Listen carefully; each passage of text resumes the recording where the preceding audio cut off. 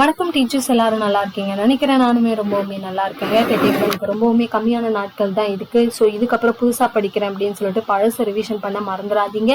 So daily நம்ம revision video மாதிரி தான் டெய்லி ப்ராக்டிஸ் கொஸ்டின்ஸ் டே 9 இங்கிலீஷில் நம்ம பார்க்க போகிறோங்க. ஸோ இந்த வீடியோ ரிலேட்டடாக ஏதாவது உங்களுக்கு சஜஷன் இந்த என்னோட கமெண்ட் பாக்ஸை நீங்கள் தெரிவிக்கலாம்.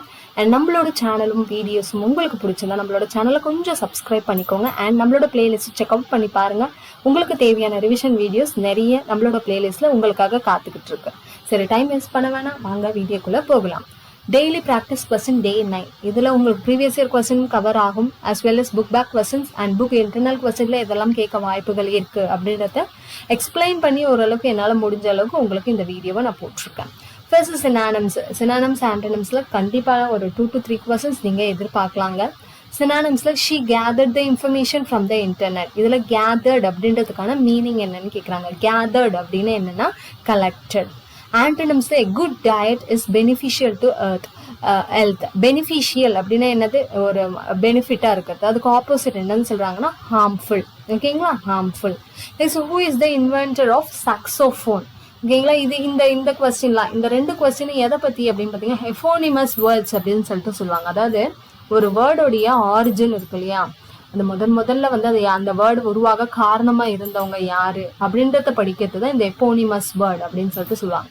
இந்த சாக்ஸோஃபோனை இன்வெர்ட் பண்ணது யாருன்னா அடல்ஃப் சாக்ஸோஃபோன். அதனால அவருடைய பெயரையே அந்த இன்ஸ்ட்ருமெண்ட்டுக்கு வச்சுட்டாங்க. அந்த இன்ஸ்ட்ருமெண்ட் அது என்ன இன்ஸ்ட்ருமெண்ட்னு கேட்டிங்கன்னா வுட் விண்ட் மியூசிக்கல் இன்ஸ்ட்ருமெண்ட். ஓகேங்களா, காற்றினால இசைக்கப்படக்கூடிய மரத்தினால ஆன ஒரு மியூசிக்கல் இன்ஸ்ட்ருமெண்ட் தான் இந்த சாக்ஸோஃபோன். இதை இன்வென்ட் பண்ணவர் அடல்ஃப் சாக்ஸோஃபோன். அதனால அவருடைய பெயரே வைத்துட்டாங்க. இது வந்து ஒரு எஃபோனிமஸ் வேர்ட் அப்படின்னு சொல்லிட்டு சொல்றாங்க.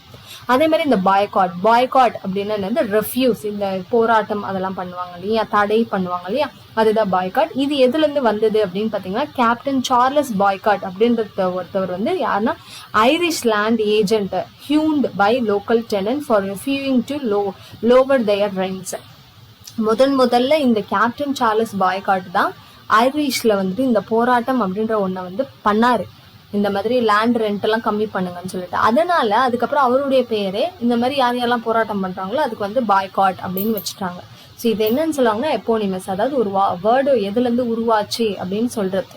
நெக்ஸ்ட் நம்ம பார்க்க போகிறது மேட்ச் த ஃபாலோவிங்ல எஃப்யூமிஸ்டிக் வேர்ட்ஸ். ரொம்ப ரொம்ப ரொம்ப இம்பார்ட்டன்ட். கண்டிப்பா ஒரு கொஸ்டின் நீங்க இது வந்து எதிர்பார்க்கலாங்க. எஃப்யூமிஸ்டிக் வேர்ட்ஸ் அப்படின்னா என்னன்னா, ஒரு வேர்டு டைரக்டா சொன்னா அவங்களுக்கு ஹர்ட் ஆகும், அது ரொம்பவுமே என்ன சொல்றது, கஷ்டப்படுத்துற மாதிரி இருக்கும் அப்படின்றதுக்கு அதுக்கு அல்டர்னேட்டிவா ஒரு வேர்டு சொல்றது தான் எஃப்யூமிஸ்டிக் வேர்ட்ஸ் அப்படின்னு சொல்லிட்டு சொல்லுவாங்க. இப்போ வந்துட்டு இந்த ஊனமுற்றோர்கள்லாம் இருக்காங்க இல்லையா, ஃபார் எக்ஸாம்பிளுக்கு தான் சொல்றேன், அவங்கள அப்படியே சொன்னா நம்மளுக்கு வந்து அவங்களுக்கு கஷ்டமா இருக்கும் அப்படின்றதுக்காக டிஃப்ரெண்ட்லி ஏபிள்டு அப்படின்னு சொல்லுவாங்க பாருங்க, அதுதான் எஃப்யூமிஸ்டிக் வேர்ட்ஸ். இதுல கண்டிப்பா இந்த ஒரு 3 கொஸ்டின் வந்து நம்மளுக்கு இதுல இருந்து கேட்டிருக்காங்க. டைட், enjoying your retired life, slow learners, old. இந்த 4 கொஸ்டின் நம்மளுக்கு ப்ரீவியஸ் இயர் கொஸ்டின்ஸ்ல கேட்டிருக்காங்க. இது புக்ல இருந்து தாங்க வருது. ஸ்லோ லேர்னர்ஸ் அப்படின்னா என்னன்னு சொன்னாங்கன்னா லேட் ப்ளூமர்ஸ். ஓகேங்களா, நீ ரொம்ப ஸ்லோவா படிக்கிறடா அப்படின்னு சொன்னா உனக்கு கஷ்டமா இருக்கும். அதுக்கு ஆப்போசிட்டா என்ன சொல்வீங்கன்னா லேட்டா படிக்கிறடா, லேட் ப்ளூமர்ஸ். ஸ்டூபிட் அப்படின்னா என்ன, இன்டெலெக்சுவலி சேலஞ்சு. டைட் அப்படின்னு அதாவது இறந்துட்டாங்கன்னு சொல்லாம இயற்கை எய்தினார்கள் அப்படின்னு சொல்லுவாங்களே, past away. Enjoying your retired life அப்படின்னா என்னன்னா staying on the tractor. Old அப்படின்னு சொல்லாம ஓவர் த இல் அப்படின்னு சொல்றது எஃப்யூமிஸ்டிக் வேர்ட். நெக்ஸ்ட் நம்ம பார்க்க போகிறது கொஸ்டின் டேக். இதை பத்தின வீடியோ நேற்று தான் நம்ம போட்டிருக்கோம். ஸோ வேணும்னா நம்மளோட பிளேலிஸ்ட்ல English important topics for revision இருக்கும், அதில் நீங்கள் செக் அவுட் பண்ணி பாருங்க. சரிங்களா, இதுக்கான ரூல்ஸ் அண்ட் எக்ஸசைசஸ் எப்படி பண்ணணும்னு நான் சொல்லி கொடுத்துருக்கேன். கொஸ்டின் டேக்ல நான் எடுத்தோடனே என்னன்னு சொல்லியிருக்கேன்னா, ஃபர்ஸ்ட் கொஸ்டின் வந்து பாசிட்டிவ் அண்ட் நெகட்டிவான்னு பாருன்னு சொல்லியிருக்கேன். ஐ ஆம் ரைட் அப்படின்றது என்னது, positive sentence. Okay, next rule என்ன, வேர்ப் இருக்கா அப்படின்னு பாருங்க. இங்க என்னது, ஆம் அப்படின்னு இருக்கு. ஆனா நம்மளுக்கு ஆம் அப்படின்னு வந்தாலே நான் என்ன சொல்லிருக்கேன்னா நெகட்டிவ்ல சேஞ்ச் பண்ணும்போது அரண்ட் ஐ. ஏன்னா நம்ம வந்து நெகட்டிவ்ல ஆம், அதாவது கான்ட்ராக்ஷன்ல இப்படி நம்ம எழுதக்கூடாது. அதனாலதான் நம்ம வந்து அரண்ட் ஐ அப்படின்றத யூஸ் பண்றோம். அடுத்து பாருங்க, நோபடி கால்டு. இந்த சென்டென்ஸ் பாசிட்டிவா நெகட்டிவா அப்படின்னு கேட்டீங்கன்னா இது வந்து நெகட்டிவ். ஏங்க நெகட்டிவ்னா, நான் சர்டைன் வேர்ட்ஸ் சொல்லியிருக்கேன். நோபடி இந்த மாதிரியான வேர்ட்ஸ் எல்லாம் வந்ததுன்னா ஸ்டேட்மெண்ட் வந்து நெகட்டிவ். அப்போ பாசிட்டிவ்ல சேஞ்ச் பண்ணும்போது டிட் தே. ஓகேங்களா, கால்டு வந்து பாஸ்ட் டென்ஸ்ல இருக்கிறதுனால டிட் யூஸ் பண்ணிருக்கோம், did they. Next let's go for எவருக்கு ஆல்ரெடி சொல்லியிருக்கேன். லெட்ஸ் அப்படின்னு வந்தாலே கண்ணை மூடிட்டு ஷல் வி அப்படின்ற கொஸ்டின் டேக் தான் நீங்க யூஸ் பண்ணணும். நெக்ஸ்ட் நம்ம என்ன பார்க்க போறோம்னா ஃபைண்ட் த சென்டென்ஸ் டைப், அதாவது இந்த சிம்பிள் சிந்தசிஸ் ஆஃப் சென்டென்சஸ் சொல்லுவோம். இந்த சிம்பிள் காம்பவுண்ட் காம்ப்ளெக்ஸ் இது வந்து கொஸ்டின் வரதுக்கான வாய்ப்புகளுக்கு சென்டென்சஸ் சேஞ்ச் பண்ண சொல்லலாம், இல்ல ஒரு சென்டென்ஸ் கொடுத்துட்டு இது என்ன டைப் ஆஃப் சென்டென்ஸ் அப்படின்னு சொல்லிட்டு கேட்கலாம். எப்படி வேணாலும் நம்மளுக்கு கொஸ்டின்ஸ் வந்து வருங்க. இப்ப பாருங்க, find the sentence type.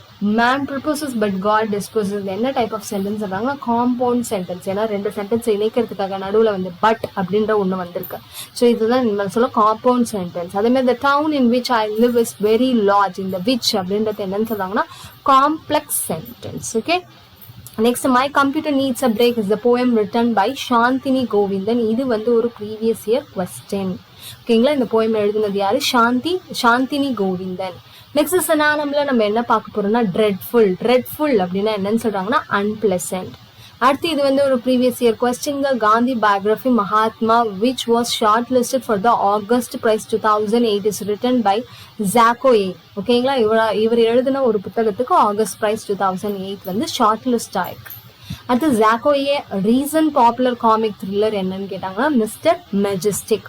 Steven Kellogg is and dash author அப்படின்னா அமெரிக்கன் ஆத்தர். அதாவது அவங்களுடைய நேட்டிவ் என்ன அப்படின்றத நிறைய கேட்பாங்க. இந்தியன் ஆத்தரா, அமெரிக்கன் ஆத்தரா, ஸ்காட்டிஷ் ஆத்தரா, ரஷ்யன் ஆத்தரா, அந்த மாதிரி நம்மளுக்கு நிறைய கேட்பாங்க. அதில் ஸ்டீவன் கெலாக் அப்படின்றவர் ஒரு American author who has created more than 90 children's book. கிட்டத்தட்ட குழந்தைகளுக்காக 90 புத்தகங்கள் அவர் எழுதியிருக்கிறதா நம்மளுக்கு சொல்றாங்க. அடுத்து ரொம்ப ரொம்ப ரொம்ப இம்பார்ட்டன்ட் பஞ்சுவேஷன் கொஸ்டின். பஞ்சுவேஷன்ல எங்க எதை எதை யூஸ் பண்ணணும் அப்படின்றத பாத்துக்கோங்க. கோலன் எங்க யூஸ் பண்ணணும், செமி கோலன் எங்க யூஸ் பண்ணணும், லைக் தட். ஸோ இங்க என்ன கேட்டிருக்காங்கன்னா டேஷ் ரெப்ரசன்ஸ் ஏ ஸ்ட்ராங்கர் பாஸ் தென் ஏ கமா. இப்ப கமான்னு வச்சாலே ஒரு கேப் விட்டுட்டு படிக்கணும். அதுவே கொஞ்சம் ஸ்ட்ராங்கானா இதை யூஸ் பண்ணணும். எது? Semi colon. ஓகேங்களா, செமி கோலனை வந்து கமாவை விட அழுத்தி படிக்கிறதுக்காக, ஒரு லாங் கேப் விட்டு படிக்கிறதுக்காக யூஸ் பண்றது தான் என்னது? Semi colon. நெக்ஸ்ட் பஞ்சுவேட்னு சொல்லிட்டு he was honest sincere hard working கொடுத்துருக்காங்க பாருங்க, ஹெச் கேபிட்டல். அதே மாதிரி ஹானஸ்ட் பக்கத்துல கமா, சின்சியர் பக்கத்துல கமா, அண்ட் ஹார்ட் ஒர்க்கிங் அப்புறம் ஃபுல் ஸ்டாப். ஓகேங்களா, பஞ்சுவேஷன் கொஸ்டின்ஸ் வர்றதுக்கான வாய்ப்புகள் இருக்கு. நெக்ஸ்ட் மோஸ்ட் இம்பார்ட்டன்ட் சச்சின் டெண்டுல்கருடைய awards and years match of ஃபாலோயிங்ல கொடுத்துருக்க அவர் வாங்கிய விருதுகள் மற்றும் எந்த ஆண்டு அவர் வாங்கினாரு அப்படின்றது தெரிஞ்சுக்கோங்க. Arjuna award 1994, Rajiv Gandhi Khel Ratna award 1997, Padmashri 1999, Padma Vibhushan 2008 and Bharat Ratna award 2013. இது எல்லாமே மேட்ச் த ஃபாலோயிங்ல கேட்கறதுக்கான வாய்ப்புகள் இருக்கு. Next name the autobiography of Sachin Tendulkar. Most important question. ஓகேங்களா, சச்சின் டெண்டுல்கருடைய பயோகிராஃபி, ஆட்டோபயோகிராஃபி, அவரை பத்தினே எழுதின புத்தகம். ஆட்டோபயோகிராஃபி அது என்ன டைட்டில்னா பிளேயிங் இட் மை வே. சரிங்களா, Sachin Tendulkar retired from cricket. எப்போ ரிட்டையர் ஆனான்னு சொல்றாங்க? 16th November 2013. அண்ட் அவருடைய coach name Achrekar. Okay, next synonyms. The pursue அப்படின்னு என்னன்னா ஃபாலோ ஆர் சேஸ். நெக்ஸ்ட் ஆன்டனிம்ல insane. This is one of the previous year question.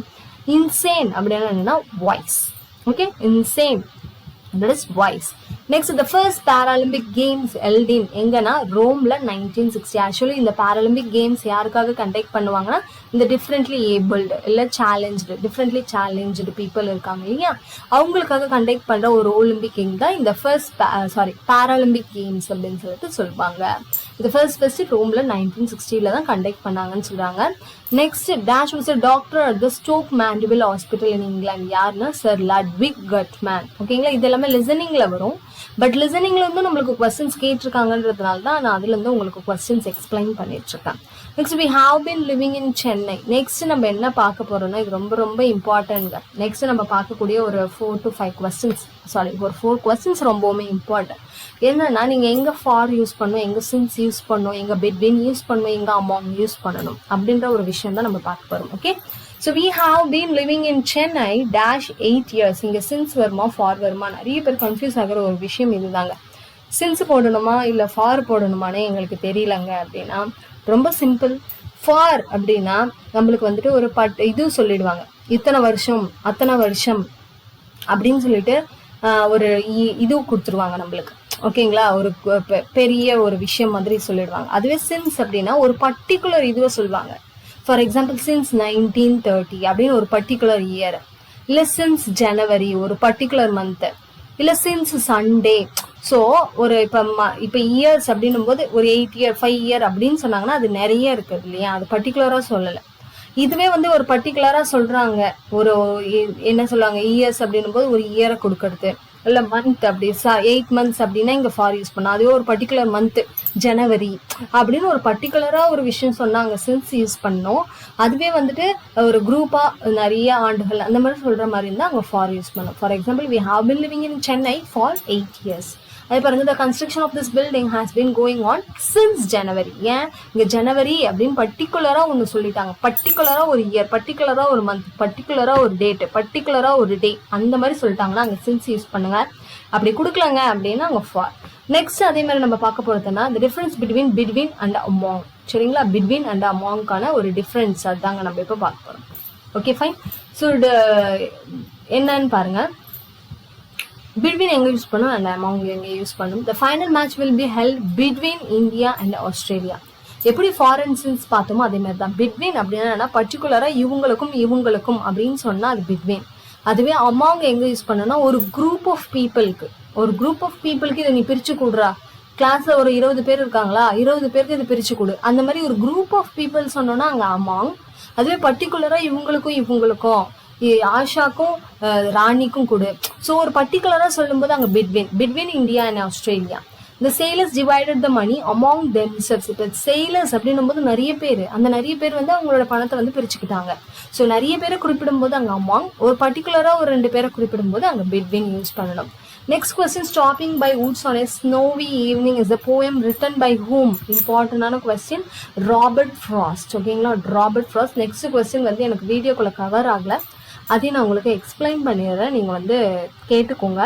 என்ன கொஸ்டின்னா, name the poet, American poet noted for his realistic description of rural life. அதுவுமே வந்து Robert frost. அது வந்து previous year கொஸ்டின்ல கேட்டிருந்தாங்க. அதாவது கிராமப்புற வாழ்க்கையை வந்து அப்படியே ரியலாக அவருடைய போயம்ல எடுத்து உரைத்தவர் யாருன்னா ராபர்ட் ஃப்ராஸ்ட். ஸோ டீச்சர்ஸ், இந்த வீடியோ உங்களுக்கு யூஸ்ஃபுல்லாக இருக்கும் நான் நம்புறேன். நம்மளோட சேனல் பிடிச்சிருந்தா கண்டிப்பாக சப்ஸ்கிரைப் பண்ணிக்கோங்க. மேலும் ஏதாவது சஜஷன் இருந்தால் நம்மளோட கமெண்ட் பாக்ஸில் நீங்கள் தெரிவிக்கலாம். ஸோ தேங்க்யூ ஃபார் வாட்சிங்.